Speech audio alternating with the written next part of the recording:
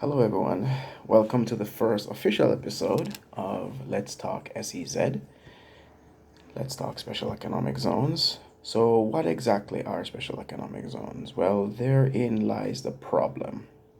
The term varies around the world. You might have heard of free zones, free trade zones, special enterprise zones, foreign trade zones.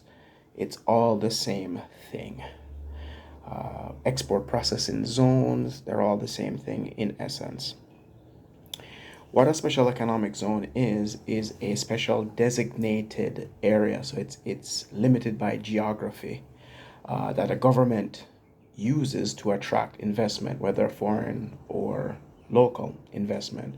The trade laws tend to differ slightly from the regular economy. For example, you may have duty reduction or duty free exemption from goods that come into the zone. So, for example, in Jamaica, goods that are brought into the zone, whether for processing, storage, or as equipment or building material, are brought in duty free. Duties may apply depending on the next decision that is made. So if the goods then are what the logisticians, the logistics professionals call postponed, that is, they remain in the zone for a period of time. If they're postponed, then are released into the domestic economy, then at that point is when duties are applicable. However, if they remain in the zone or are re-exported out of the country, then no duties apply. Duties may apply when they get to the other destination. So, special economic zones are in essence a special area where that are used depending on the government's objectives and in different configurations for investment attraction, for industrialization, for development in services, for manufacturing, warehousing, logistics.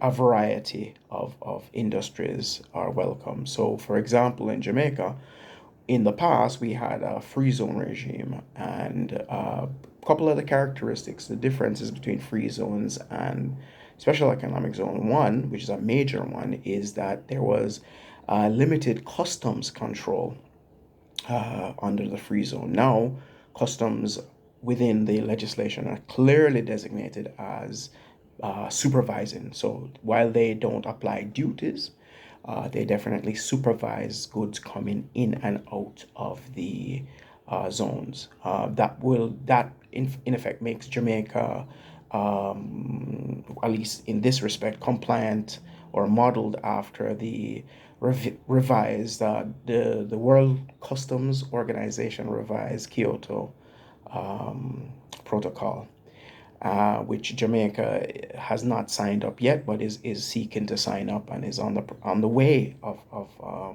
accession to that agreement, global agreement. But in this regard, we would have been compliant or adhering to such measures.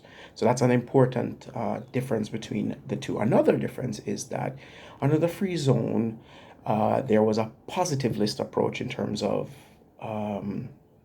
naming industries. So if the industry was not named, it could not participate. But the law could, of course, be amended to allow for an industry to be added. The special economic zones, though, the new regime in Jamaica takes a negative list approach, meaning there is a list of industries that are not allowed, that is not allowed to benefit. That is not to say that they can't be present in a zone. They can be as what we call a zone user, but they cannot benefit from the fiscal incentives of the special economic zone regime. And that's another characteristic of special economic zones. They tend to carry financial or fiscal benefits. Jamaica does not have any financial benefits, but it does have fiscal benefits. That is to say, along with the duty free concession that I spoke about earlier, it also speaks to reduction in corporate income tax. For a developer, it's at 0%. For a occupant, the ones that are lease space from the developer, it's at 12.5%, with the possibility of the application of certain tax credits, which are performance-based tax credits.